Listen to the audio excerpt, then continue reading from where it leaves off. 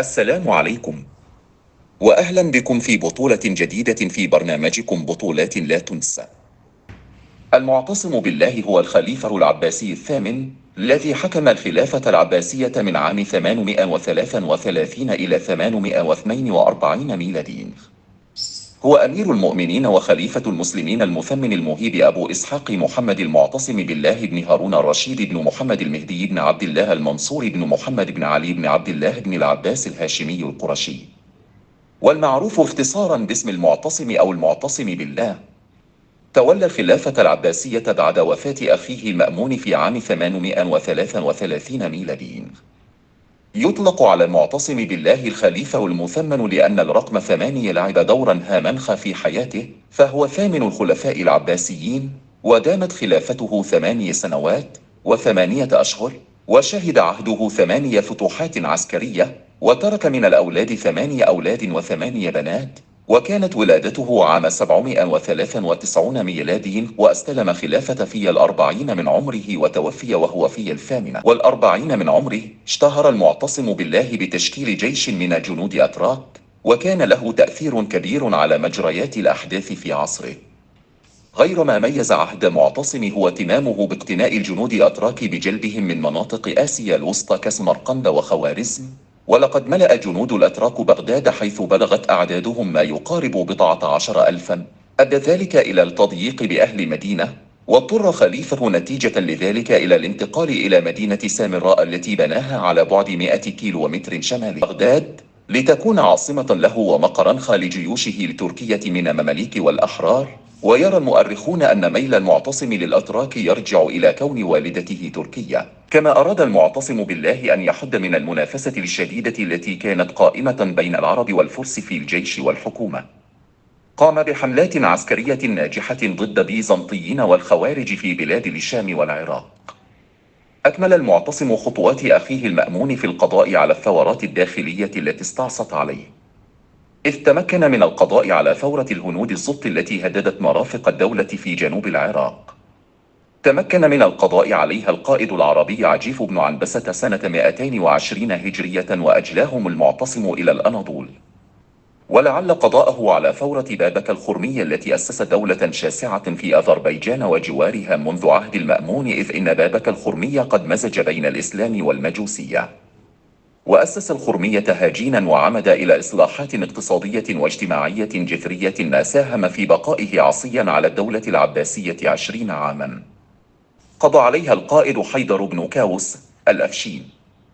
ثم قامت ثورة أخرى بقيادة محمد بن القاسم وهو شيعي على المذهب الزيدي، إذ كان مقيما بالكوفة، ثم خرج منها إلى الطالقان بخراسان يدعو إلى الرضا، فاجتمع إليه أناس كثير، فاهتم لأمره عبد الله بن طاهر بن الحسين أمير خراسان وبعث له جيوشا، وقامت بين الفريقين وقعات بناحية الطالقان انتهت بهزيمة محمد بن القاسم وفراره إلى قور خراسان في مدينة نسا، غير أن واليها أمسك به وبعثه إلى المعتصم، فقام الخليفة بحبسه، غير أنه تمكن من الفرار من السجن بمساعدة مجموعة من أنصاره، ولم يعرف عنه أي خبر بعد ذلك. والقصة المشهورة عن المرأة التي نادته: واه معتصمة، ما هي إلا صرخة كانت ل1000 امرأة مسلمة. ففي سنة 23 و200 للهجرة والموافق 838 ميلادي، أوقع ملك الروم توفى بن ميخائيل بأهل ملطية من المسلمين وما والاها ملحمة عظيمة قتل فيها خلقا كثيرا من المسلمين، وأسر ما لا يحصون،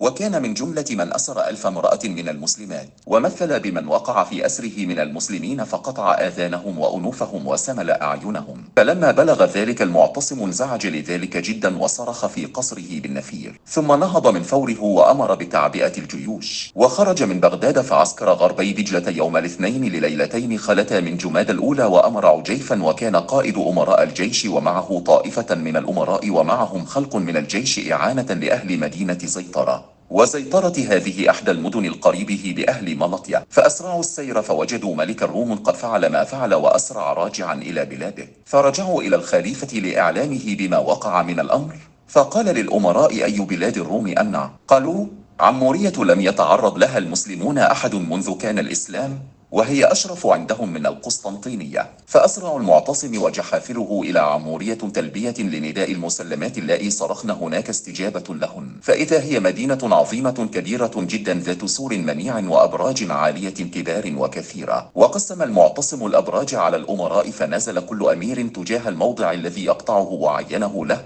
ونزل المعتصم قبالة مكان هناك كان قد أرشده إليه بعض من كان فيها من المسلمين، وكان المرشد ذاك دخل في النصرانيه وتزوج منهم. فلما رأى أمير المؤمنين والمسلمين رجع إلى الإسلام، وخرج إلى الخليفة فأسلم وأعلمه بما كان في السور كان قد هدمه السيل وبنى بناء ضعيفا بلا أساس. فنصب المعتصم المجانيق حول عمورية، فكان أول موضع انهدم من سورها ذلك الموضع الذي دلهم عليه ذلك الأسير، ففرح المسلمون بذلك فرحا شديدا. فركب المسلمون نحوها، فجعلت الروم لا يقدرون على دفاعهم، ثم تكاثروا عليهم ودخلوا البلد قهرا، وتتابع المسلمون إليها يكبرون. وتفرقت الروم عن أماكنها، فجعل المسلمون يقتلونهم في كل مكان حيث وجدوهم.